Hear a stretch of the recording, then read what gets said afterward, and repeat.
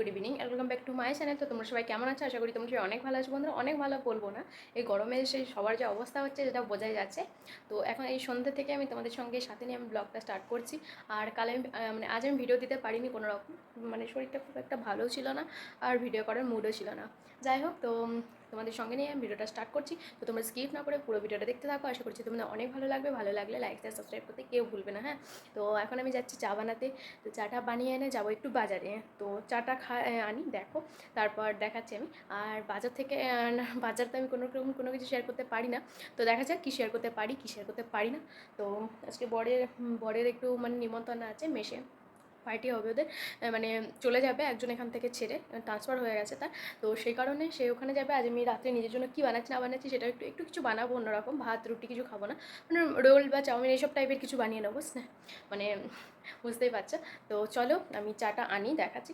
চাটা খাওয়ার পর আমি বেরিয়ে যাবো বাজারে। বর আসলেই সঙ্গে সঙ্গে আমি বানিয়ে নিই চা। বরটা বললো যে আমি বেরিয়ে গেছি, অফিস থেকে আসছি।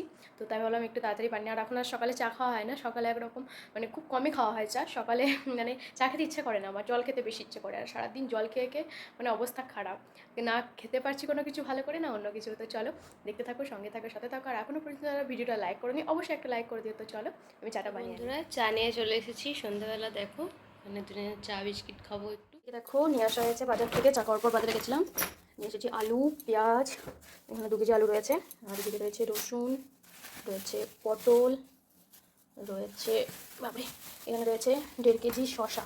মানে শশাটা একটু বেশি করে নিয়েছি। এখন আমার শশা খেতে খুবই ভালো লাগে এখন, মানে ভাত বলো, মানে লাঞ্চ ডিনার আমার 4টে শশা দেবেন, আমি তাতেই খেয়ে নেবো।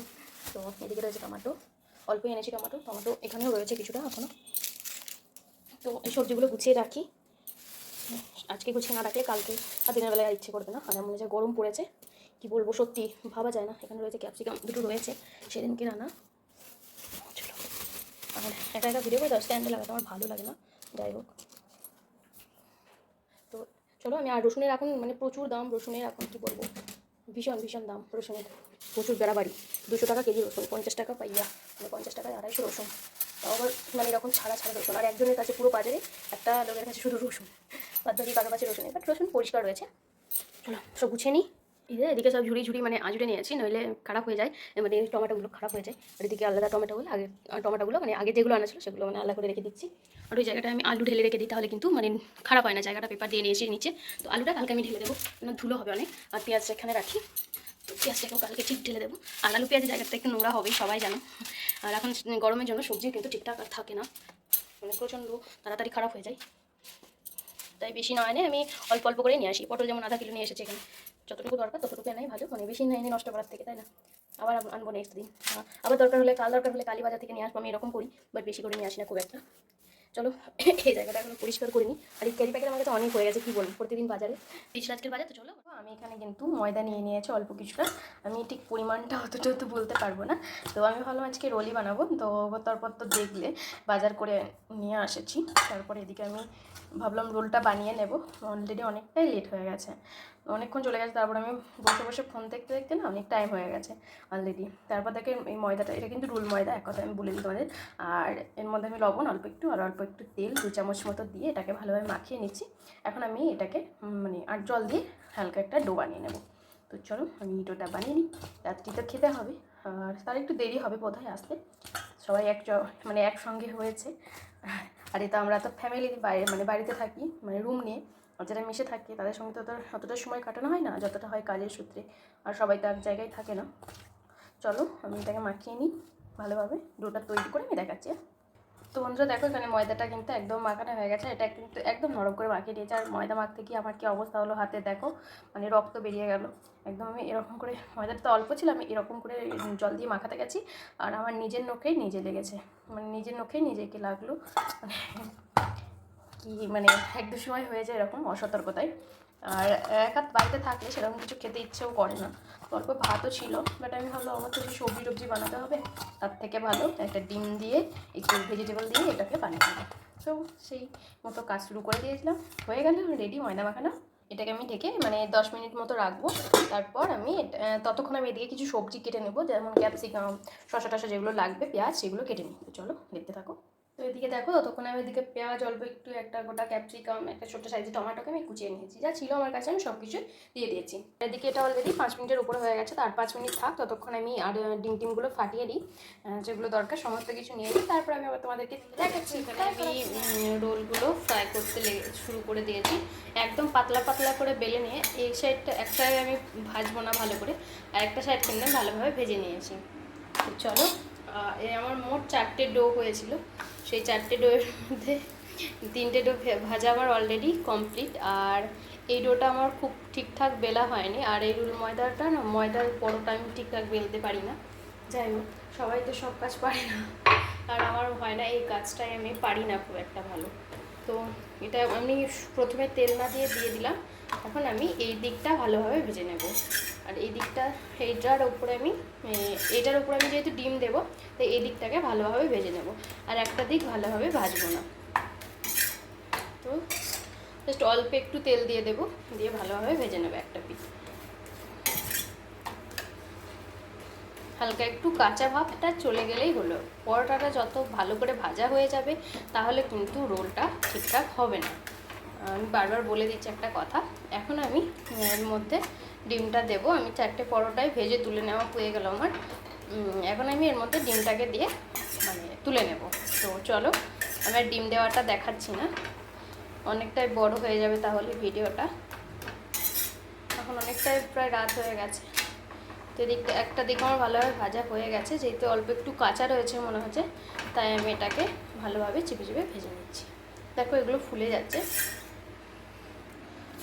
আর ডিম ফাটাতে গিয়ে কী ঘটনা, আমার কাছে একটা ডিম পুরো ভেঙে পড়ে গেল, ওদিকে দেখছি 2টো ডিম খারাপ হয়ে গেছে।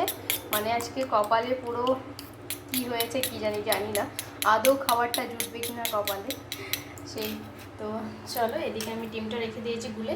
এখন আমি দিয়ে দেবো অল্প করে সরষে, সাদা তেল। আমি পুরো রেসিপিটাই আমি এখানে সাদা তেলে করবো, ঠিক আছে? তো এখন আমি ভালোভাবে সাদা তেলটাকে আমি চারিদিকে নিয়ে নিলাম। যে 2টো ডিম গুলে রেখেছি তার মধ্যে অল্প একটু দিয়ে দেবো, আর আমি খুব বেশি করে ডিম দেবো না, অল্প অল্প করে ডিম দিয়ে আমি 2টোকে বানিয়ে দেবো, 2টো কি 3টে, আর একটাকে আমি পরোটা ভেজে দেবো, তারপর খেয়ে।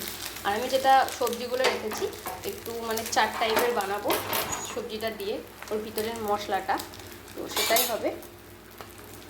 এখন আমি এই দিকটা ভালো করে ভেজে নিয়েছি, এই দিকটা দেবো, এই দিকটাই আমি এখন এর মধ্যে দিয়ে দেবো। ডিমটা দেখুন অল্প করে ভাজা হয়ে গেছে, এখন আমি এর মধ্যে দিয়ে দিচ্ছি। তা আমি রেস্টুরেন্ট টাইপে যেরকম হয়, আমি কিন্তু ভালোভাবে ছড়াতে পারলাম না ডিমটা একরকম এক জায়গাতে হয়ে গেল, তাই তবুও আমি খাবো, জানি ভালো হবে, নিজের বিশ্বাস আছে নিজের উপরে অল্প একটু।